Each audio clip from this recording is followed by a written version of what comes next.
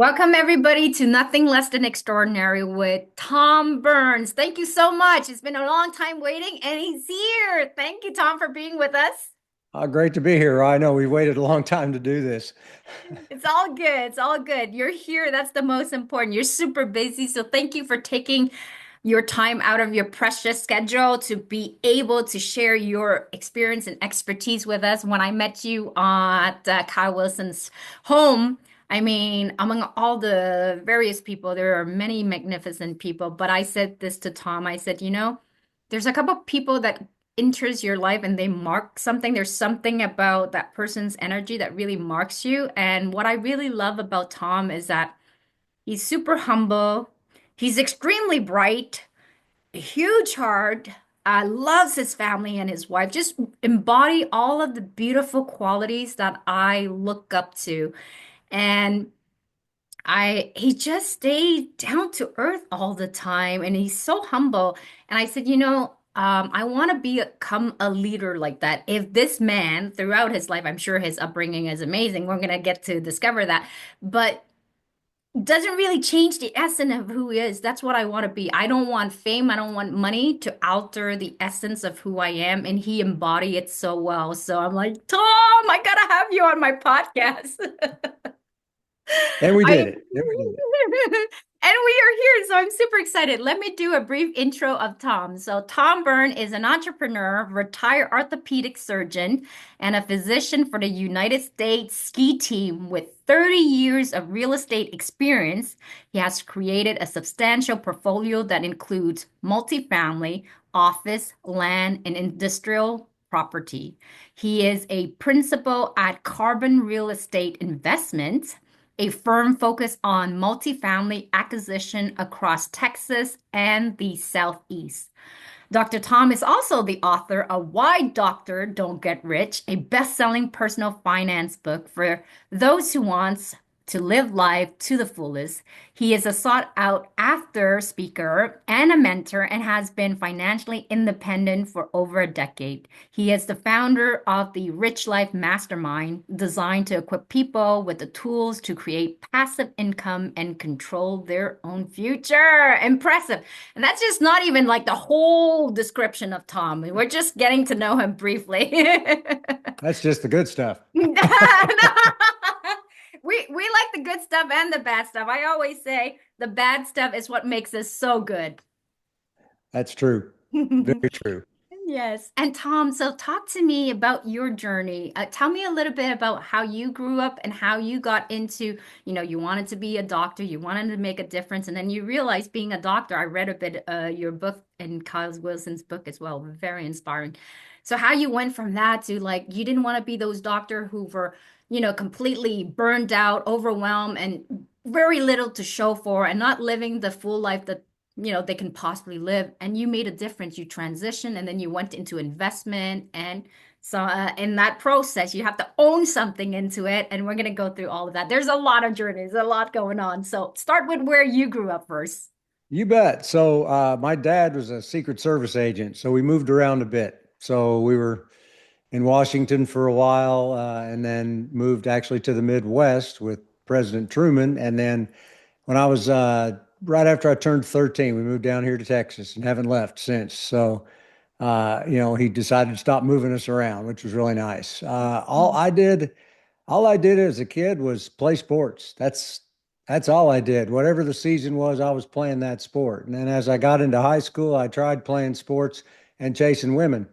And at least I succeeded in sports, is what I tell people. But it came to a point that I wasn't going to get paid to play sports. I was pretty good, but there's plenty of levels of good, right? So I decided that I'd go into orthopedic surgery and do sports medicine because then I could hang around with the people I was used to hanging around with. So that's what I did.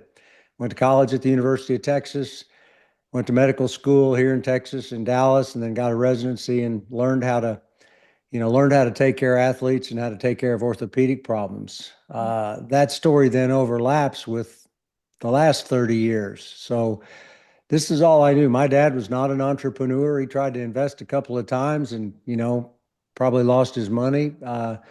but he saved up and we lived a nice life, on a cop salary.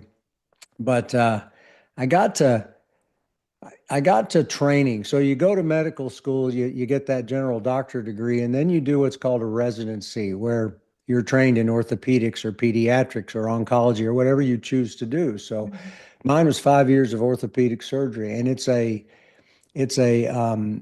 apprenticeship type problem. So I get trained by doctors who are 10, 20, 30 years older than me, right? Mhm. So that's in essence, that's supposed, they're me in 20 or 30 years. And when I realized that after a few years, I realized I didn't want to be them.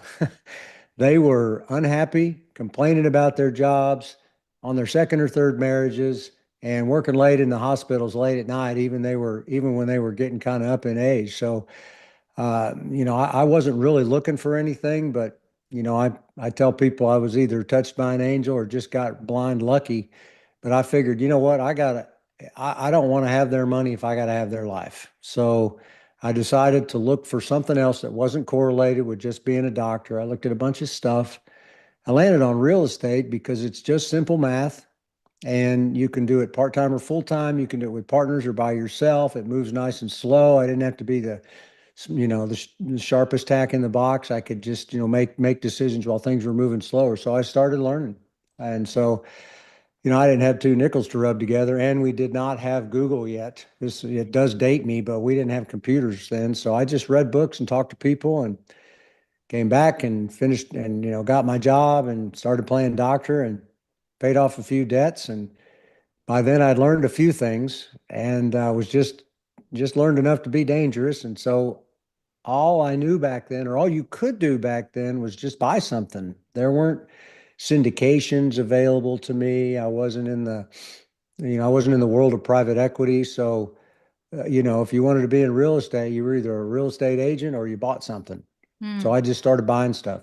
And so that's kind of where my education began. I started small and bought lots of small things and bought some larger things and then some larger things and then got partners and got investors and made plenty of mistakes along the way, and things just sort of organically grew over time. And eventually, this was while I was being an orthopedic surgeon, which I really enjoyed. I loved my job, and Mhm. so I kind of did them both in parallel. And there came a point quite a while ago where the real estate income was greater than my orthopedic income, and I continued to practice for another 12 and a half years, and then just retired 3 or 4 years ago just because I really got too busy to be a doctor. But I did the last 4 years for free.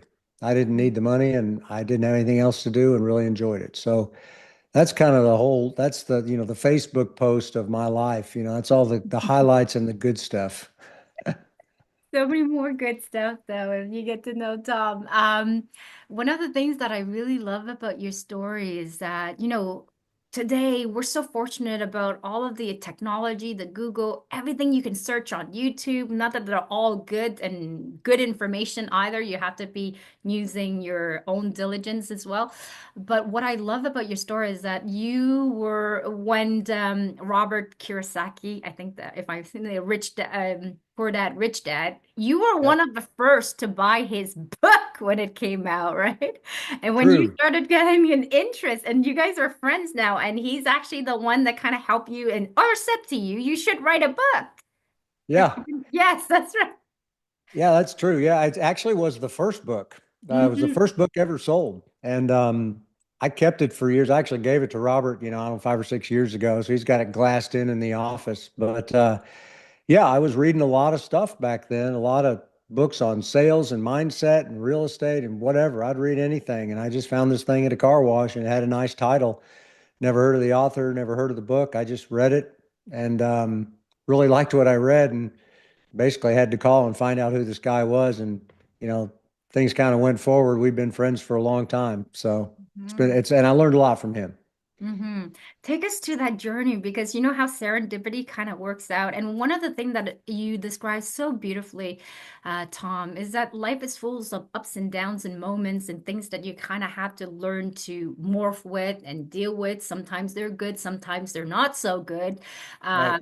But there's always leverage. And yet, despite it all, and it's not always easy, here you are sitting here with us. You've gone through, we'll get into that, but you know, there was a rough patch in your life. And then you're here sitting with us and you still learn to be grateful and you're in gratitude. That is one of the things I love so much about you.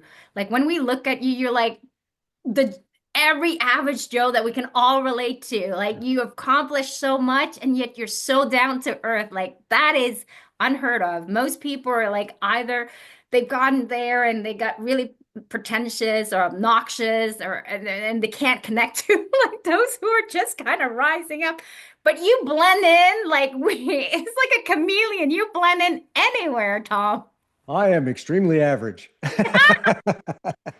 That is so not true. You got superpowers. You just don't say them so often. That's right. But what I really love about you is, Tom, take us through that journey. Let's say somebody is just starting off, they're interested in real estate, but one of the things that you did so well, you follow an interest, a passion, and you kept learning, you kept teaching yourself. And it's the same thing for anybody who's interested either becoming an entrepreneur, interested in anything else. It's like you need to put in that work and you got to keep honing, keep teaching yourself, keep educating your mind, opening up, showing up, going to opportunity, networking. Take us through that journey so that people can kind of follow their path. They're going to have to find their own path, but you're one of those beaten path that you were able to make for yourself, but also will inspire us. Yeah, you bet. And that's, the only reason I'm able to teach it's just because I went through it. So I mean, literally, I suggest to people to find what you like or what you think you like, because you're not always right, right? You find what you think you like and then go start learning about it. And these days there's books, there's podcasts, there's seminars, there's webinars, there's people, you do everything you can, talk to people, learn about it. And if you find out it's something that you like, then you dig deeper. And your education is what kind of hedges your risk sometimes, and it gets you more excited. The better you get, the deeper you go, the more, like I say, the more you take care of your risk. So I did that same thing. I thought I liked real estate. I was in Cincinnati, Ohio, and didn't know much about real estate, but saw Austin, Texas going on sale. I mean, everything in town was on sale. I didn't have any money, but at least I watched it, and I've watched how you could pick up something when things are on sale. And that's usually when everybody's fearful, right? When everybody's, as Buffett says, be greedy when others are fearful and fearful when others are greedy. Well, people were really scared. They weren't doing anything. There were great deals back then. I couldn't buy any because I was broke. Mm-hmm. Uh, but I read and I learned and I talked to people. And a real example is I came back to town. I started as a doctor. So, when you're training, you just don't make any money. I mean, I came to Austin in full credit card debt, completely broke, and, didn't have a job for a few weeks. So I had to borrow money to buy groceries, that sort of thing. Don't feel sorry for me. I had a doctor's salary coming up, but I was broke. So thank goodness my dad lent me a few $100 to buy some, bread and cheese. So, uh, and I had to leave town for 2 weeks to do volunteer work for the Olympic Committee. So I wasn't going to get paid for the first 2 weeks of my doctor life. Anyway, I started getting, I started making some money. And, Mr. Conservative here, I paid off what small student loans I had. Really big benefit for me. Doctor student loans are disastrous right now. It was really small for me. Paid that off, paid a portion of my house off, paid all the bills so that I could go start doing this new thing that I'd been learning because I didn't want my family to suffer because of my, attention deficit or obsessive need to go learn something new. So when that happened, once things were kind of settled out, like I said, I did the only thing I knew. I looked in the newspaper, which these days would be looking on Google or Zillow or something like that. But there was an ad for something that I understood. I went and looked at it. The guy showed it to me. I said, and by then I knew how to do the math, a little bit of, it's very simple math. It costs you this much to buy. It's going to cost you this much to own, and you'll get this much in rent. Well, if that if you've got money coming back to you, that's a good thing. So this thing looked like it was going to produce a little cash flow. So I said, yeah, I like this. Well, what do I do? He said, well, we'll put in an offer.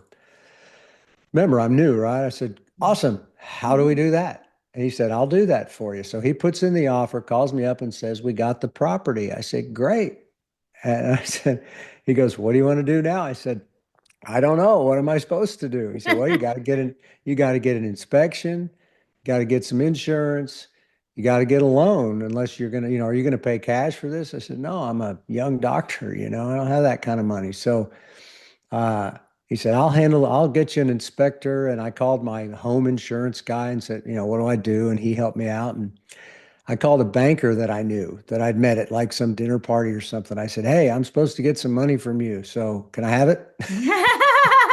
He goes, well, let's first talk about you giving me 2 years of tax returns and cash flow statement and that sort of stuff. And I almost got mad at him for asking for so much information, which Mhm. now is information that I give out all the time. So I learned. Point is, making the story long is that I learned a lot. I learned on that property. It took a long time, a lot of frustration. I didn't know what I was doing. I was scared to death. Small amounts of money relative to today, but it was pretty scary. So I bought it, held it for a couple of months. Well, I still own it, but I mean, after a couple of months, it was giving me, I can't remember exactly, but 100 to $150 of cash flow per month. Wow. Okay, I liked that. I didn't have to see a patient. That was probably back then. I probably had to see two patients to make $150. Mm. So that may have been an hour of work. So I said, I really like this. I said, do you have any more? He goes, yeah, I got one down the street. So let's go look at that one. So we went and looked at that one. Now I'm Mr. Experience. Not really. That one took less time. Mhm. I still learned lessons. I'm sure if I bought one of those today, I'd learn some new lessons. But I still learn new lessons, but I'm just basically stacking the blocks now on experience. And so I bought another one. It made another 100, $150 a month. I said, man, I like this. I figure more is better, right? So I bought another and another and another and another. And the point is that I went into this not knowing anything really, other than how to do a little math. And by the time I got to the last few that I bought, I knew that market like the back of my hand. I knew it better than most of the brokers. Um, I bought one sight unseen uh, because I knew it was a good deal. Still own that today. I bought one. I ended up buying for not only no money down, but they paid me to go to the closing table. You hear those stories. You see the guys on the seminars that say, "Hey, buy no money down and do this." I can't really recommend that, but this happened by accident because I saw this thing in the paper. I saw this thing on a Sunday night. I saw the price and I knew the market. I knew exactly where it was. I knew what it would rent for. I knew the market. And I told my wife, I said, I'm buying this tomorrow. She goes, you're crazy. How do you know? You're just looking at an ad in the newspaper. I said, it's either covered with rats and mold or somebody doesn't know what it's worth. Mm. So this was Sunday. I had office Monday morning, doctor office, right? Mm. And I'll just tell you, my office was on 38th Street. This property was on 30th Street, and they were on the same cross street. It was literally 8 blocks down the road. Mm. So I get an office full of patients, and when it comes time and I'd called the broker that morning. When it comes time to meet the broker, I slip out the back door of my office, run down there, look at the place, make him an offer on the spot, run back to my office. Nobody knew I was gone. So don't tell anybody about that. But anyway, so I bought that. Well, what happened was this broker, this was a student property. The broker was a downtown office broker, but he was helping out his buddy from Houston who had bought this condo 4 years ago for his daughter to live in while she went to the University of Texas. Mm. Well, neither one of them knew that the trajectory of the market was up. I mean, that thing was worth way more than he was selling it for. And so they reappraised it and gave me a big enough loan that, like I said, they paid me $1,000 at the time of closing. So I know it was too much, but I just learned like that. And so I I bought a bunch of small little single properties. Then I bought larger properties. Then I bought some multi-unit things. Just kind of always trying to bump the ceiling, but staying within kind of what I knew. Mhm. And that's that's how part of my portfolio grew in the early days. I can listen to you all day though. One is like you tell the story so nicely, and also that accent is just so beautiful to hear. I love it. I love it. It's like I'm like mesmerized. But one of the things I love about your story is that you don't have to know everything, but you have to at least understand. What you did was like I knew a little bit of math. I knew that it gave me this and that. And one of the things that I've learned, but also reading in books as well, is that was it Warren Buffett? I think it's probably him. He said, you know, people can invest in all kinds of stuff. He invests in what he knows, what he's capable of understanding. If he cannot Yes. understand it, he will not invest in it, which is Yep. exactly what you said. So, in any type of business, wherever you go into, or learning something, or trying to do your life purpose, go in the things that you understand or that you know, but also take an interest of learning, kind of like Tom, you know, he wanted something different, didn't wanted the lifestyle of those doctors that, you know, with that money that they were getting, but yet leading such a miserable life and onto a couple of marriage, which is not really a life. And by the way, Tom has a fantastic wife. When he talks about his wife, I was like, yeah, I want to meet her one day. And I'm sure his family must be like fantastic if they're all like him, they're similar to him. But all that just to say, go for the things that you do understand. Because oftentimes when I've done my own investment in different things, things that I didn't understand but seemed so good to be real, and you want to jump into it because people are telling you how amazing it is, but you don't understand anything. And every time I've done investment into that, I've lost money because I don't understand it. But I'm not just, I'm saying like sometimes there are certain things that happen that it's just meant to, like in your case, you looked at it, you read it on the newspaper on the Sunday, and you slipped out and you went to sign it. It's fantastic. So one of the things that I want to drive home for people is when they're actually doing this, like what is the lesson as you're going through that journey? Because you were saying like I started buying one little thing and then another, and then you can see the transition, which is a beautiful block because not everybody has that kind of block. They may go up and down or like a Sure. big jump and they fall and then they go back up again. So take us through that journey as you were so scared in it. What kept you going? Like what kept you from keep going and learning more and diving into it and just keep showing up? Sure. Well, and I had maybe the curse of things worked early on. Mm, And I'll tell you what I mean. So, as I told you, I bought one at cash flow. I bought another one at cash flow. This was a market that happened to cash flow, and I recognized that and bought as many as I could until the market turned, where you couldn't get cash flow anymore. mhm, And so it was easy. The money, I was enjoying what I was doing, and I was really learning. Uh, and then it was creating really nice cash flow. Sometimes when you're starting out, I would suggest that people, when you're starting something new, whether you understand it or not, is start small. And this was starting, it would be very small for you and I now, but back then it wasn't big, but it was still medium. It was still mhm, scary enough.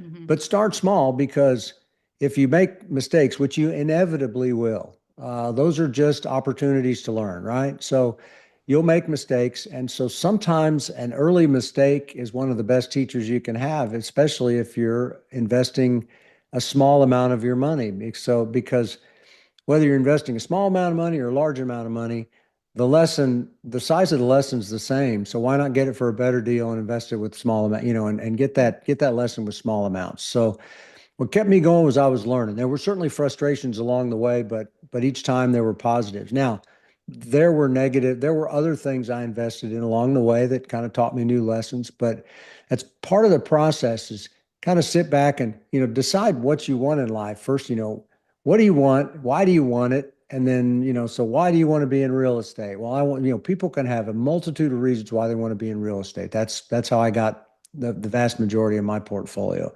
Figure out why, then go learn about it, like we talked about. Then start getting around people that are doing the same thing, or even better, get around people that have been to where you want to go because they can show you the way. They can look backwards and tell you how to get there faster and better than them, maybe with less mistakes. Nothing better than living off of somebody else's mistake as opposed to yours. Yeah. Those are really inexpensive lessons. And then, so once you get all that quote education, you can't really educate your way to financial prosperity. You got to get in the game. Yep. I'm some sports guy. I'm use a lot of sports metaphors, but you got to be in the game because that's when you're going to get knocked to the ground. That's when you're going to learn when to cut, when to hit the ball in the right place, whatever your sport is. That's when you're going to learn those lessons. So really, when I learned the most was after I bought that first unit. I started learning rapidly. The curve just really it goes high and it goes, uh, stratospheric when you start actually doing things. So that's a nice combination. Go in with small amounts of money, which in essence is smaller amounts of risk, but you get all that education, whether it comes through mistakes or just experience. So that's just kind of the best pattern. And then you try to get around good people. You try to do things you understand. You are correct sometimes when you don't understand things, either you have to really know the person that's bringing it to you, or you're taking quite a big risk. hmm We're gonna dive into that because that's another one that's really good. Because I actually had a friend and she's made millions, and then all of a sudden invested, trusted somebody and lost millions from that, had to rebuild her millions again. And a lot of that comes to down in many different things, a lot of mindsets, a lot of work as well. But we'll touch into that as well. But I do enjoy this of what you said. I think it's wise to tell people to start small because the lesson you will inevitably will make mistake. And it's always people think I'm always the exception. We're not the exception.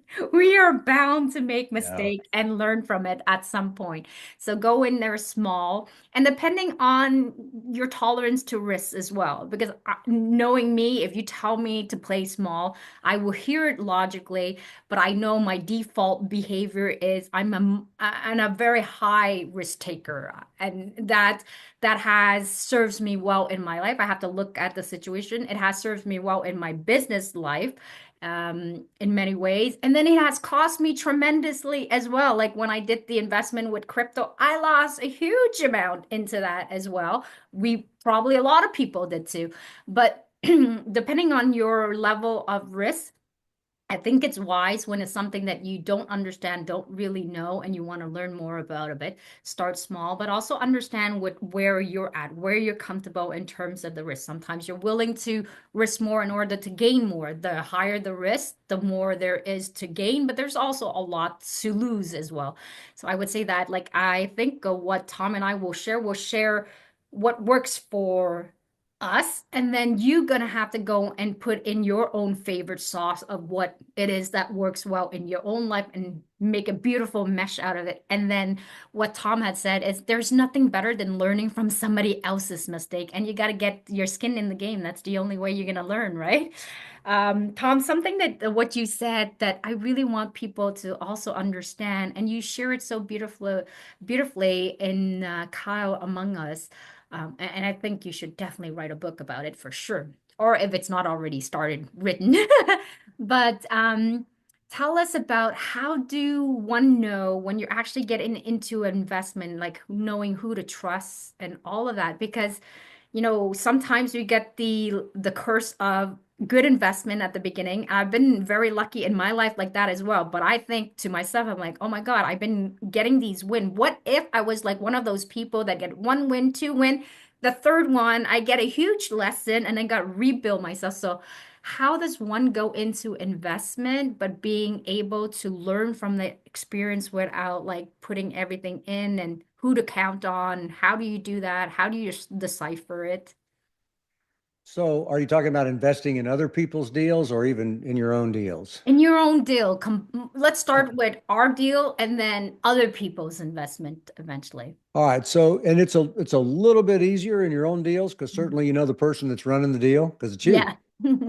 And so, and there's, too much for this call, but there's great I've got lists of diligence items when you're looking, let's say you're looking at a property. There's all that physical diligence. You just do a checklist, right? You check all that stuff out, you get your people. You've got eventually you'll need good inspectors, roofers, plumbers, electricians, mechanics, that sort of thing. You want to get people to check the place out that you're looking at. Uh, the bank's gonna, find a good banker, lender, whoever, wherever you get your money, somebody that you can trust and that has long track record and Hmm. is going to be there with your money. Uh, and so that's a lot easier. And then as you run it, you do need management. That's one that's a little difficult sometimes for people. I typically suggest don't self-manage Hmm. because we're not good managers. Maybe the odd person listening is a good manager. I'm certainly not. Uh, but they look at management as an expense, and it's not. In my mind, at least, it's an investment because you might pay 3 to 10% for management, depending on if it's a 250 unit apartment complex or a single family home. Just depends on where you are and what your asset is. But a professional manager is number one, they're going to take all the calls. They're going to make sure all the maintenance gets taken care of. If it's a big thing like a blown air conditioner or something, you're going to have something in your contract that says they got to call you and say, "Hey, we got to spend $5,000 on an air conditioner. Is that okay?" That's very few calls. They're also going to give you better tenants. At least they would give better tenants than I would get because they're going to do background checks. They're going to make people pay for an application fee, and good tenants are key to all your real estate, whether it's a commercial tenant or a single person living in your home. Good tenants, they stay longer, they don't tear up your place. Turnover is expensive. So good management is key on all residential or commercial tenant type assets. And then, making sure you're just buying a solid piece of real estate. So a lot more controllable when you're making a purchase. Hmm. Hmm. And when you're investing in other people's purchase, let's say you got partners and stuff, like everybody's having to buy shares and stuff like that. Like, how do you, I'm just trying to think, like, I'm thinking in my lady, like, somebody said to her, "Oh, you should invest into buying these things that they're building." And, and she had, like, she just found, like, new money into millions, of course. So she's excited and she trusted this one person that convinced her that they're going to be able to do all of this. So she put all her eggs in that basket and they took it all. They basically just vanished and they took it all. And I think you did share some of that with us, which was really good. Please share with the people. Like, I think there was a couple of, I wrote so much note from that meeting, but a couple of things that people could be mindful of, like to watch out when it's actually a sign. Like these could be people who might want to rip you off. Because one of the things that you said, like scammers that are in these type of incident, they become your friend, they acquainted to you, and all of that, and then they sell these beautiful pictures, and if you don't do your proper background checks or you don't understand the things properly and you just kind of buy into what they're saying, you can actually get misleaded. Is that correct? Oh yeah. And you need to, so there's two facets of investing with other people. Certainly you want to make sure it's, again, like you mentioned before, you want to make sure it's something, or you would like to make sure it's something you understand. Mm-hmm. If you understand real estate and it's an apartment complex, you pretty much can at least understand the numbers. You don't have to be an analyst and know all the numbers, but it helps to Mm-hmm. see if they're making proper assumptions. And if you don't understand that, but you really like that kind of deal, for very little money, you can hire somebody off of, Fiverr or something like that who will help you analyze the deal. Mm-hmm. Uh, or maybe you've got a friend who's done that. You want to make sure their assumptions are not too rosy. We're going to sell for $1 jillion in 2 years, and really it's going to be a $500 million in 10 years. You want to make sure the assumptions are okay. Mm-hmm. You want to look at the property. Do you like the area? That sort of thing. Do you like their business plan? Our plan is to fix it up and raise the rents, and we're going to sell it in 5 years. That's kind of a typical program for a lot of people. Or we're going to buy this piece of land, we're going to get it entitled, and we're going to build something on that. all good, solid ways to create value in real estate. It's all about creating value. Either you make it nicer or you actually build something on top of the land, which makes the land nicer. So that's one thing. That's sort of the base stuff. Then next stage is who's doing this deal. So, if I'm investing with you and you're doing one of these deals, I'm going to have a whole list of questions that I want to ask you. How many of these have you done before? Have you had any of them go bad? What did you learn when things went bad? Can I talk to some of your previous investors? And then Mm-hmm. when you talk to previous investors, you ask them if they know other investors. So you try to get down to the unhappy ones. I mean, even unhappy ones can give you good information and they don't necessarily turn you off the deal, but you want to understand if if they believe in themselves, if they're putting their own money in the deal. Like I say, there's a whole list. We won't go through it. So that's Mm-hmm. kind of basic sponsor diligence. And I tell people or suggest to people, I can't tell anybody what to do with their money, but I suggest if you find little red flags or little wisps of smoke, either way, little red flags turn into big red flags, little wisps of smoke turn into forest fires. And if you find these little flags, you might miss one. You might pull yourself off of a deal that was going to be a home run. Mm-hmm. But that's fear of missing out. Don't let that don't let that guide your checkbook because for every one that you really miss out on, you're probably going to have nine that probably would have made your life unhappy. So there's always another deal down the road. A guy used to say there, it's like that, real estate deals are like a train or investment deals are like a train. There's always another car coming behind. So there's always more deals to look at. So you want to make sure that you're good. And you get some of this with your questions, but I think part of what you're referring to is what I talked about the things that you can't diligence out. I cannot do diligence. You could be the biggest criminal in the world, as beautiful and friendly as you are. You could be the smartest, biggest criminal in the world, and I just wouldn't know it because you're so good, and vice versa. So you can't get that diligence because they're not going to say, "Hey, my plan is to take your money."